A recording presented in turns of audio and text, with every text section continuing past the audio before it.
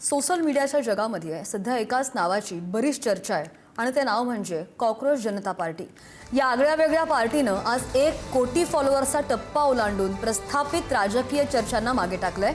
विशेष म्हणजे हे यश त्यांनी फक्त 4 ते 5 दिवसांमध्ये मिळवलंय। उपहासात्मक पद्धतीनं सुरू झालेल्या या पेजनं लोकप्रियतेच्या बाबतीमध्ये देशातील सत्ताधारी पक्ष भाजपला सुद्धा मागे टाकलंय।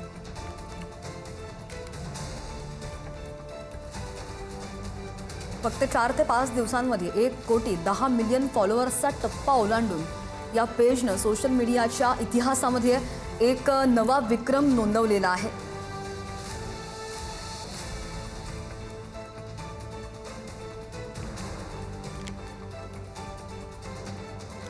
सोशल मीडियाच्या जगामध्ये एकाच नावाची फार चर्चा आहे आणि ते नाव म्हणजे कॉक्रोच जनता पार्टीचं।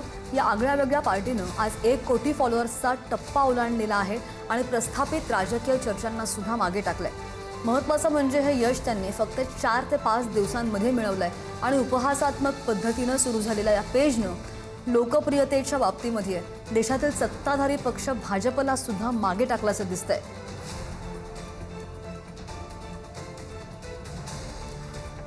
या संदर्भात आणखी जाणून घेणार आमचे प्रतिनिधी शिवाजी काळे आपल्यासोबत आहेत। शिवाजी, फक्त थोडासा कालावधी आणि एक म्हणजे कोट्यावधींचा टप्पा गाठलेला आहे, काय खासियत आहे या पेजची?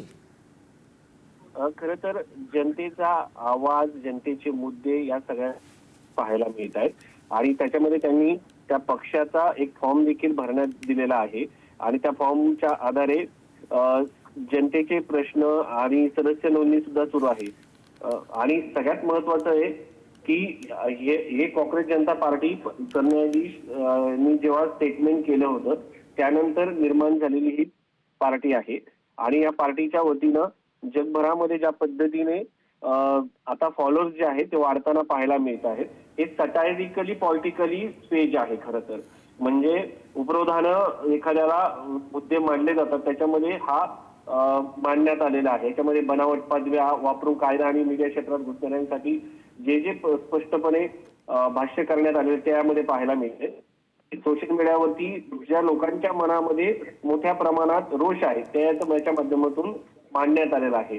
ती खरं तर सुरुवात म्हणजे भारताचे सरन्यायाधीश सूर्यकांत यांनी एका प्रकारात कॉक्रोच धुराचा जो शब्दप्रयोग केला होता त्याच्यानंतर एक संताप सोशल मीडियावरती उत्पन्न झाला आणि त्याचाच आधार घेत एक वयाच्या 30 वर्षाच्या व्यक्ती अभिजित दिपके या तरुणाने सध्या तो बोस्टन युनिव्हर्सिटीमध्ये जनसंपर्क PR मध्ये शिक्षण घेतोय त्याने ट्विटरवर आणि गुगल फॉर्मची एक लिंक टाकली आणि उपरोधाने कॉक्रोच जनता पार्टीची स्थापना केली।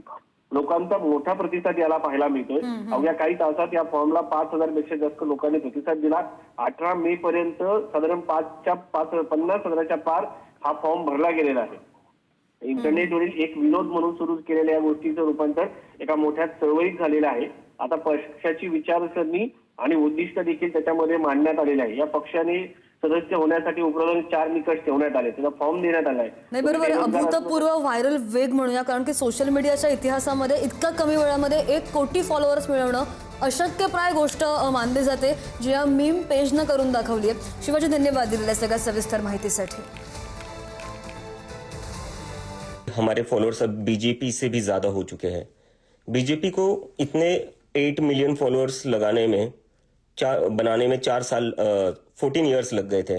इन्होंने ना जाने कितने करोड़ों रुपए फूके हैं इसमें। तो अब हमारा नेक्स्ट टारगेट है कि कुछ भी करके हमें बीजेपी के फॉलोअर्स कम करने हैं, क्योंकि ये वो लोग हैं जिन्होंने तुमसे तुम्हारा फ्यूचर छीन लिया है, तुमसे तुम्हारी जॉब्स छीन लिए। आज इनके कारण तुम्हारी लाइफ खराब है।